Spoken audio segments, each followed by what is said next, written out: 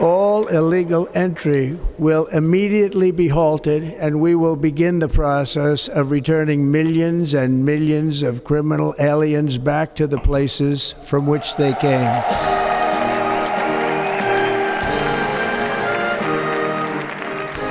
Let me make one final plea, Mr. President. Millions have put their trust in you. And as you told the nation yesterday, you have felt the providential hand of a loving God.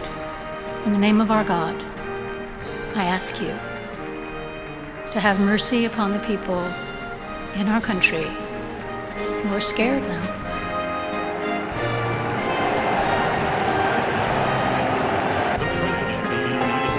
President Donald Trump has returned with a bang, and with his return comes a number of sweeping changes to U.S. immigration policy. The rhetoric is bold, measures unprecedented, and the human toll immeasurable. Among the many communities grappling with an uncertain future, Indian nationals in the United States of America stand at the center of an unfolding crisis.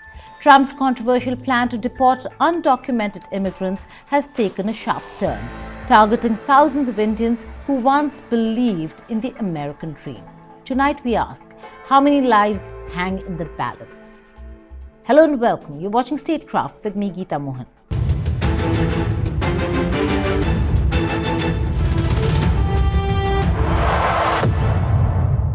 On January 20th, 2025, Donald Trump took the oath of office for the second time, promising to restore America's greatness, this time with a sharp focus on immigration.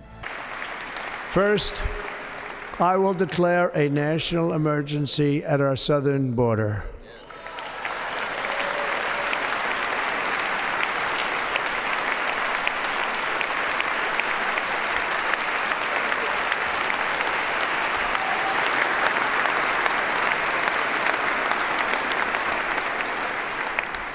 All illegal entry will immediately be halted, and we will begin the process of returning millions and millions of criminal aliens back to the places from which they came.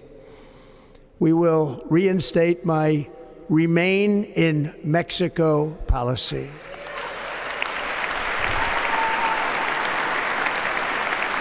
I will end the practice of catch and release.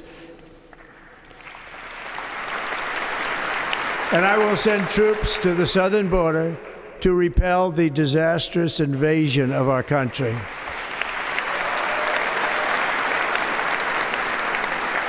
Under the orders I signed today, we will also be designating the cartels as foreign terrorist organizations.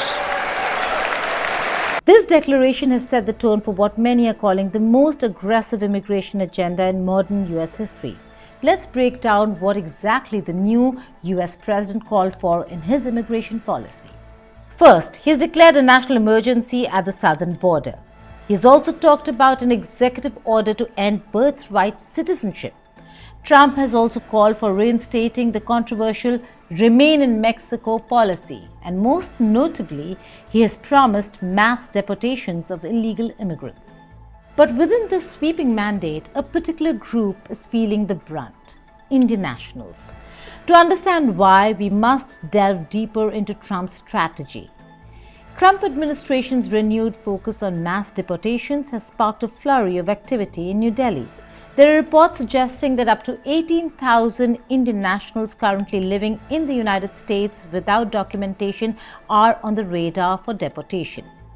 According to Pew Research Center, there are about 725,000 illegal immigrants from India alone, but there are about 18 to 20,000 right now in detention centers who've been identified, and there are talks between India and the United States of America to remove them from America and send them back to India. This could have massive political repercussions back home here in India as well. Many of the illegal immigrants arrived on student or work visas only to overstay due to bureaucratic delays or shifting circumstances, or even the choice of wanting to stay on in the United States of America. For these individuals, the American dream has turned into a legal and logistical nightmare now. Families who invested their savings and hopes in a future in the US now face the daunting prospect of starting over in a country many left behind years ago.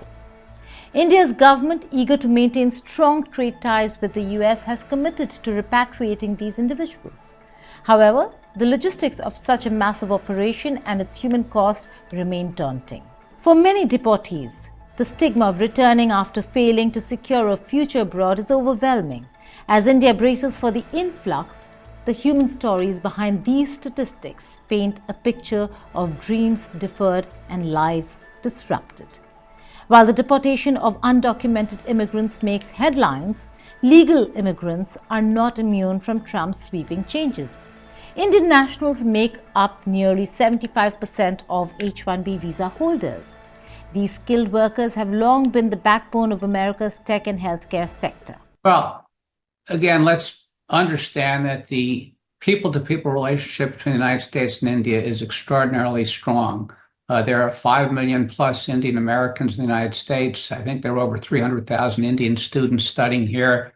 And India is the largest beneficiary of the H-1B program for highly skilled and talented individuals from India to work in the United States. And the president has reiterated the importance of the H-1B program. It's possible there could be some fine-tuning to make sure that they're highly paid jobs and not taking away employment from Americans, but that I expect to continue. But the president has also said that illegal immigrants are a problem. And from what I read in the press, there may be several 100,000 illegal Indians in the United States illegally. And there will be some deportations, especially at the outset of those who may have committed crimes. And that occurred, by the way, during the first administration. I would be surprised if it didn't occur during the Biden administration, where if there are undocumented individuals who are not following our laws in our country illegally, they will be sent back. It won't happen all at once. And as the new administration has indicated, they'll go after the worst offenders at the outset. But I think to the degree that the Indian government would also make efforts to try to stop, if possible, illegal immigration, that would be viewed positively in Washington. But the new administration's policies could make their future less certain. Restrictions on pathways to citizenship and increased scrutiny of visa renewals are already forcing many to rethink their plans. The ripple effects extend beyond individuals. Indian businesses, many of which rely on the US market, could see a talent drain as professionals opt for countries with more stable immigration policies. One of the most polarizing moves by the Trump administration is the end of birthright citizenship. For Indian families, this represents a seismic shift. The implications of this policy are profound. Children born to non-citizen parents in the US will no longer automatically receive American citizenship upon birth. For families who once saw this as a lifeline to a stable future, the decision is devastating. Broader cultural impact cannot be ignored. For example, birthright citizenship symbolized America's openness and inclusivity. Its end signals a significant departure from these ideals, leaving many to wonder what this means for the nation's identity moving forward. As Indian families grapple with these changes, they are faced with difficult decisions. Should they remain in a country that seems increasingly unwelcoming, or should they return to India or move elsewhere, where their contributions might be more valued? The uncertainty weighs heavily, especially on those who have spent years building lives in the US. Birth tourism, a practice where foreign nationals travel to the US to give birth, has long been a point of contention. For Indian families, however, it was often viewed as a legitimate strategy to secure a better future for their children. The termination of birthright citizenship has cast a shadow over this practice, fundamentally altering how immigrants perceive America as a land of opportunity. However, birth tourism might be questioned by many, but the fact is that the American policies on citizenship might have to be tweaked a little to ensure that others who legitimately go to America seeking a better future, contributing to American economy, at least get citizenship in the process of those contributions. Consider the case of Indian professionals working in the US on temporary visas. For years, they viewed the birth of their children on American soil as a step towards securing their family's place in American society. Now, with this safety net gone, many are questioning whether their sacrifices are worth the increasingly hostile environment. This shift could also lead to long-term demographic changes. As fewer immigrants choose the US for family building, other countries with more inclusive policies may become more attractive. For Indian immigrants, the end of birthright citizenship is not just a policy shift. It is a stark reminder that the American dream, once so accessible, is now increasingly out of reach. Trump's immigration policies are not just reshaping US borders, they're influencing global migration patterns. For decades, the United States of America was a beacon of hope and a better future for Indian professionals, students, and families.